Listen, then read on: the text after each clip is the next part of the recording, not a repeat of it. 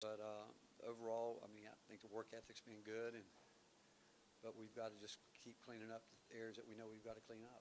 Who's been most consistent for you? Do what? Who's been most consistent for you? Well, I would think day in and day out, the most consistent guys have probably been Jacoby, certainly. I would throw Felix in that group. And for a young guy, I think Nate's done a pretty good job with that too, because there's lots been thrown at him. And everyone has shown that they can do it. It's just a matter of putting those back-to-back days together, being impressed with Ethan in a short time that he's been able to pick up in only, 8 or 9 practices. I think that he's shown it a real willingness to figure out a whole different game for himself that he's playing right now. But we just need more and more of it. Coach, were you at health-wise, JP and Cade specifically? How are they starting? They're going at it.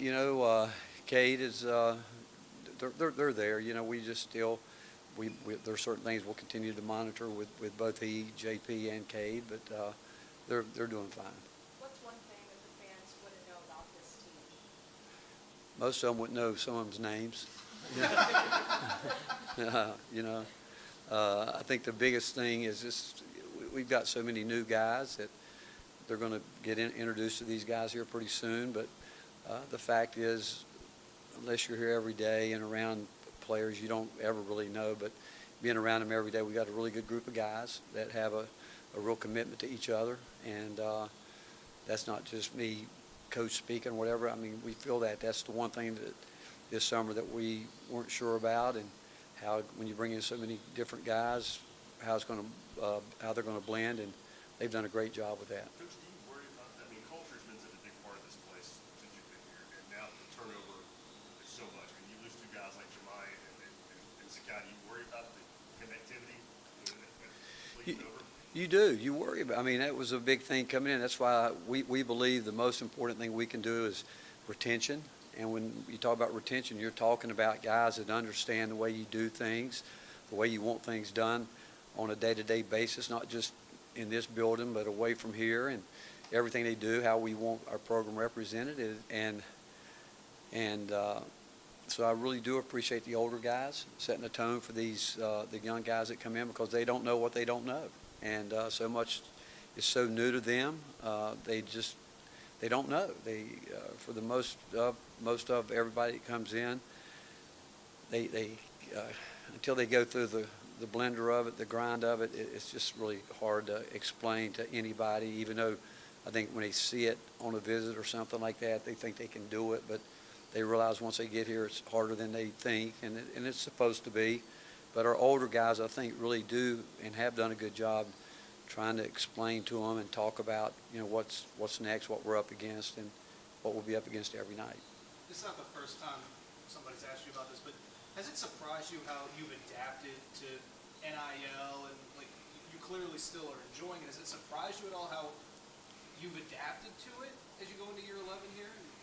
Well, again, in all my time in college basketball, you've had to adapt every year to something.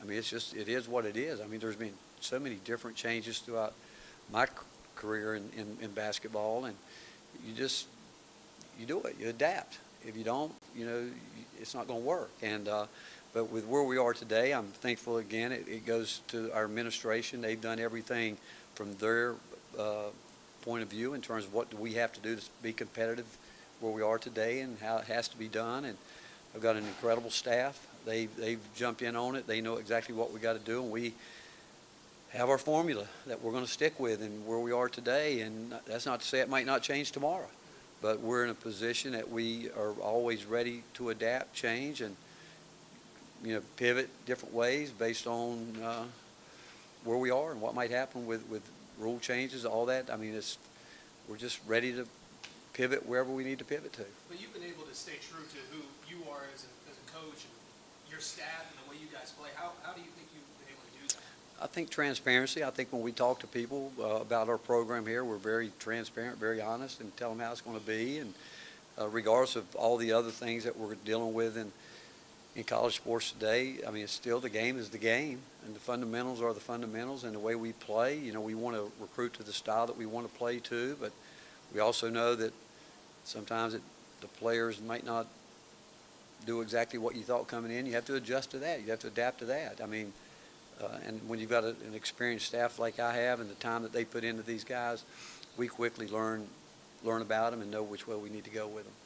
How have Coach McLean and Coach Morrow adjusted to their roles? They're great. I mean, both of those guys. I mean, certainly Steve McLean's been around a long, long time, and I don't know what it is, but people think he's my brother. And I mean, we were out recruiting yesterday, and we went into this place to eat, and I actually said, well, he is my older brother, you know. But he's been around. He knows. He's one of those guys. Again, you talk about adapting, pivoting in the business. He understands it because he's a grinder, you know. And I think where Amara has come in, I mean, his personality and who he is, being the youngest guy with our staff, has been great. And he's got an incredible work ethic. You can tell he's worked really hard in the business up to this point where he knows a lot of people, and he just been great with the players. Both of them have been, and we really, I mean, we've improved ourselves, and I'm excited about that. And again, those two guys bring a wealth of recruiting too, where I don't think it falls on one or two guys. And they're really connected there with the rest of the staff in terms of how we're trying to go about it now. Rick, one of the NBA guys said they took 19 pounds since April. How much has he progressed physically? Where do you all want him? I mean, when you work as hard as Nate works, he's going to progress. But it's all new to him. I mean, he's learning to play on the perimeter for the first time in his life consistently. Guards, you know, in high school he was mostly matched up with, you know, post guys that played around the baskets some, so he's learning how to play a lot away from the basket.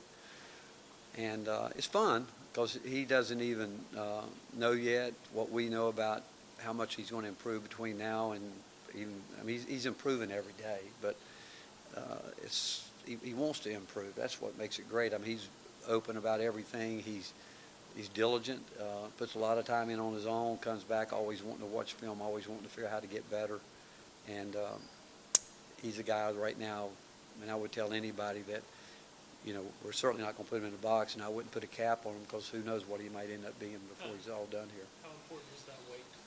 It is, and well, it is, and it's really impressive the fact that we've ran a lot. I mean, you know, when you're trying to put on weight and you're as active as we are, it's hard to do that, but he's put it on in the right way, you know, muscle weight, and he'll continue to do that. I mean, that's just the process he's going to go through, and hopefully next couple of weeks he'll keep building with that because he needs that, and he needs more. Coach, I don't think this is sound better than that, but we've not heard you talk about, I don't think anybody heard you talk about Nate. And because of your history in the game, the players you've been around, you almost feel responsibility to help him get the most. Well, I tell you the truth. Now I think if you talk to the players, I mean, I was in the locker room the other day with a couple guys till 7 o'clock at night talking to them about what we expect. I mean, you know, you guys ask about him more, obviously, and for obvious reasons, but we want it out for all of them. I mean, we don't want any of our guys to think that we're not.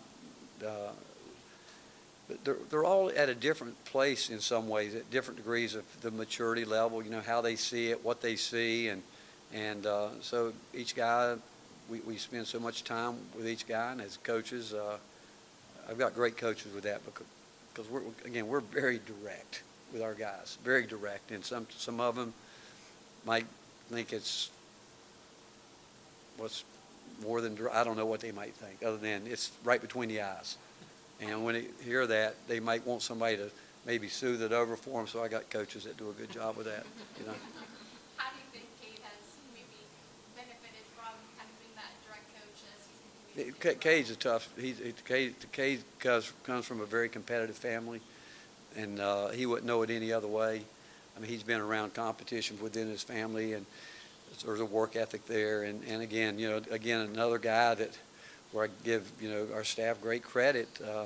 Not a highly recruited player, but someone that we saw something in, and he's come in and he's worked, and his best days are ahead. You talked a little bit about the difference, the guys who you brought in from overseas, what is the difference in the game itself for them coming over in the style of play? Well, it's just totally different game. I mean, the physicality is different, the tempo's different. Guys that, I look better right now. You got a comment? I agree. Yeah. No. It's just different, the intensity level is really ratcheted up, obviously, too. And not that they don't do it. It's just a different game, There are going to be things like traveling is going to be called more here than the way it might be there. And they allow some continuation things that won't happen here. And so, but Ethan's doing great with it. Again, I know he's really hard on himself trying to figure this out. But for a guy that's only been through 9 practices, he's done really well. How big of a point of emphasis has it been from y'all staff to get Jacoby kind of out of his comfort zone as a vocal leader? Well, and we still will. I mean, that's something he knows he's going to have to work at. He's had enough people, not just us, but people outside our program that we've had talk about. He's going to have to be more boisterous and let his voice be heard, and especially on the court. And it's like any part of the game. Some guys need to work on shooting or passing. He needs to work on that part of it from his position, and he will, because again, he really cares. He's got incredible stamina. He's probably put in more miles than anybody on our team. He hardly ever takes himself out or comes out, and that's just another facet of the game he's going to have to be conscious of doing. Coach, how much different do you think you guys will be offensively this year? Not just last year, but because of the low post rush that's going to be playing inside out. Well, it's different. It really is, in the fact that we haven't been able. I've watched some games. I was out yesterday and watching some tape on the plane of some of our games last year, and we went games on games and really didn't even try to post the ball, and that's different. Obviously, we're going to have a chance to do that in various different ways, but so that is one of the major differences. How has Ethan been continuing to adjust to the speed, and how much running do you guys do? His biggest adjustment is understanding the way I talk. That's the honest truth. He told me, he said, "Coach, I don't understand you sometimes." I said, "Neither does my wife, so don't feel bad about it." He does, because we said something to him one day about, I said, "I want you to play above the block." He had no idea what the block was. He said, "The block to them is in front of the basket." I said, "Well, you figure that out. I'm not changing, But, it's just little things like that. But, he's mature. He's not afraid to speak up, and he's going to compete. But we haven't waited on him. We told him we're not waiting. This train started rolling back in the summer, and I said, you're going to have to jump on board, and we're not going to be able to slow down and go back and try to teach you everything. You're going to have to use your experience. You're going to have to watch. You're going to have to come out there, and you're going to have to go. And but we're not waiting, and he's been fine with that. What's Troy's group been like? Great. He really had last week he had put together some of his best days back to back, and it goes back to, I would say that about Troy, Mo, so many of those guys, but it's now what can we count on every day? That's what it's going to get down to, the consistency part of it with all these guys. And but Troy is last week he really had a good week with that. You've been able to see a guy like Cade kind of grow up in his few years here. How's he taken more of a leadership role this year? Do you think he's settling into that a little bit more? Well, I think he was until he got hurt and he was out for a while. That always sets you back when you're not out there, because those guys know how hard it is to go through what we go through daily. And when you're on the side, sometimes I think guys feel like, well, maybe they can't stay where they are because those guys are going through it. But Cade will, he's going to play, he's going to do it. But again, he'll do that for us, because he knows we need that from him. We need it from JP too. We need those guys who've been here to be the guys that just keep talking about what we're up against. All right, thank you guys. Thank you. Thank you. We started with players in about 5 minutes or so.